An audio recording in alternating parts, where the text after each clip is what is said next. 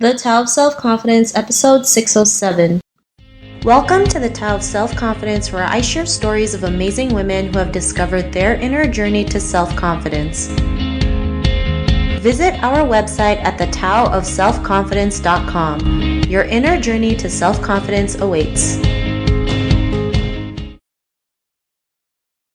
Well, hello, friend. Welcome to the Tao of Self-Confidence, where I share stories of amazing women who have discovered their inner journey to self-confidence. I'm your host today, Sheena Yap-Chan, and today I have a phenomenal lady on the show today. She is a publicist, and also she holds language retreats in Italy, and I'm really excited to have her on and share her story with us today on self-confidence. So without further ado, I'm going to introduce you to Cher Hale. Cher, how are you today? Maybe you can fill in a little bit more about yourself to listeners.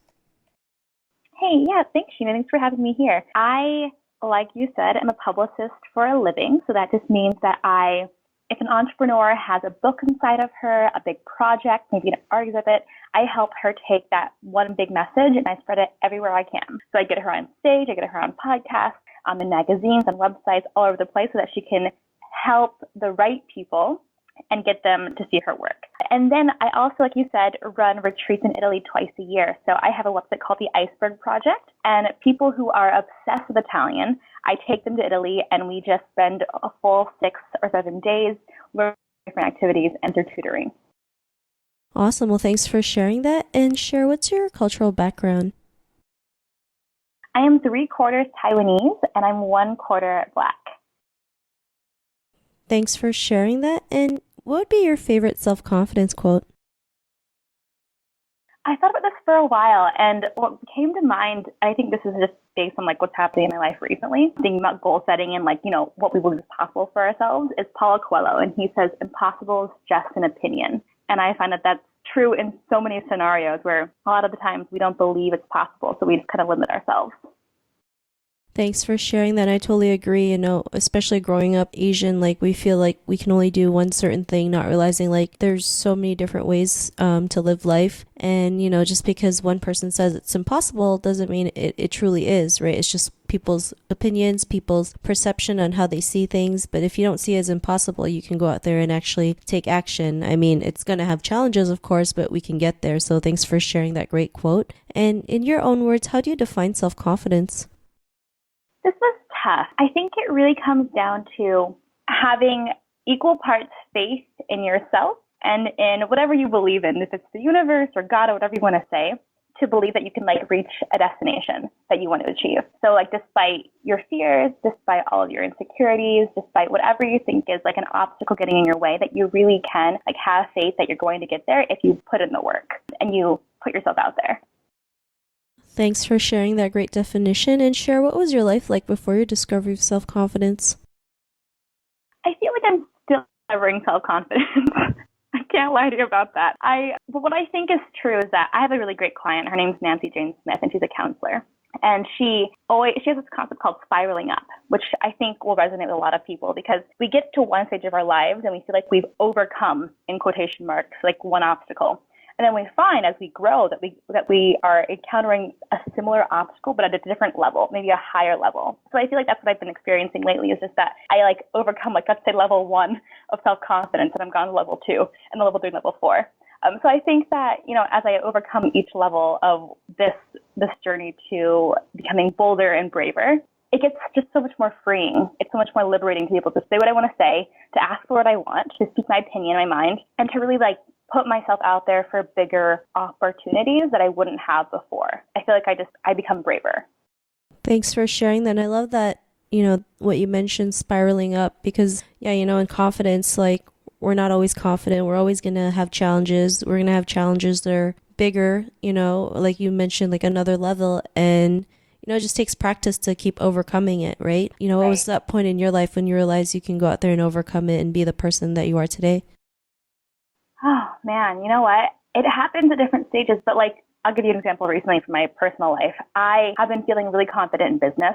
I've just been going out there and getting clients that I want and getting the projects that I want and doing all of those, the amazing business things. But personally, I've been feeling really insecure about my relationship and my body in a way that I haven't ever before. And I think that really diving deep into that insecurity and asking, what is that insecurity trying to tell me? Or what is it trying to show me?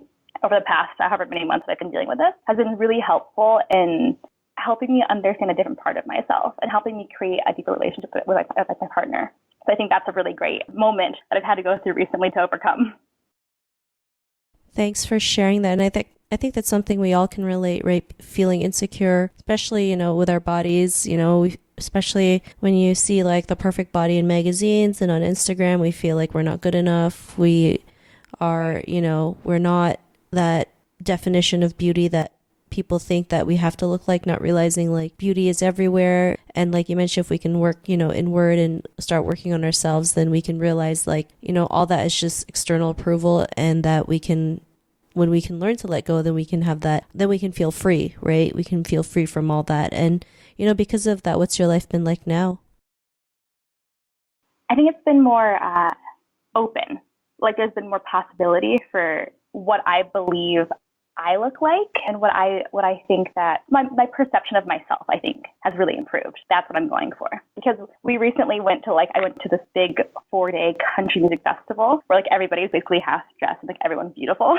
I had a moment there where I was like, okay, none of this bothers me, and I'm not constantly comparing myself to everybody else. And I feel like that opens up space for like deeper friendships, or new friendship, or like better conversation.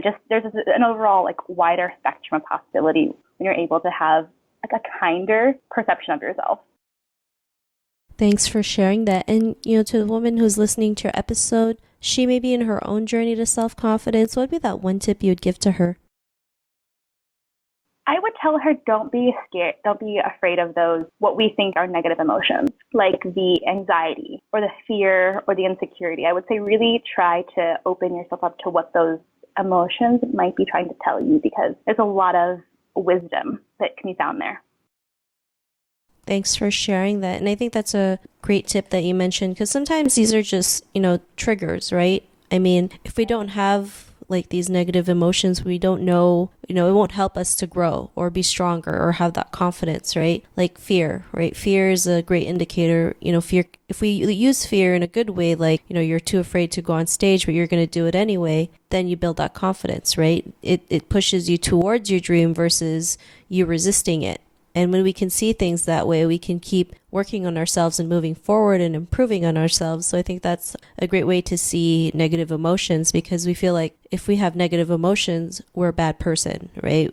We're not up the positive person that we are, but we're human, and we're going to go through those emotions, and we just have to learn to embrace them and work through it and see why we feel the way we feel, right? I always believe there's a lesson from everything that comes into our lives, especially like with negative emotions, like you mentioned. Those emotions are telling us something, are triggering us something to either, go out there and do something about it, or push us to become more confident. So thanks for sharing that. And if our listeners wanted to get to know a little bit more about you and what you do, is there any links or social media profiles we can connect with?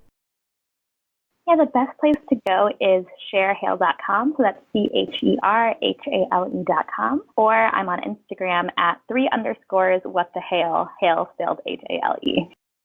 Thanks for sharing that. And to our listeners, if you want to connect with Cher, you can also head on over to thetaoofselfconfidence.com and search for Cher's name. Her show notes will pop up along with everything else that we talked about. And I really just want to thank Cher for taking the time to share her story and tips with us on self-confidence. So thank you so much, Cher. Thank you for having me. Not a problem. It was really great having you on the show. And to our listeners, be on the lookout for another new episode of another amazing woman's journey to self-confidence. And we'll talk to you soon. Bye for now. Thank you for tuning in to another amazing episode of The Tao of Self-Confidence. Visit our website at thetaoofselfconfidence.com to check out cool resources, blog articles, show recaps, and so much more. Your inner journey to self-confidence awaits.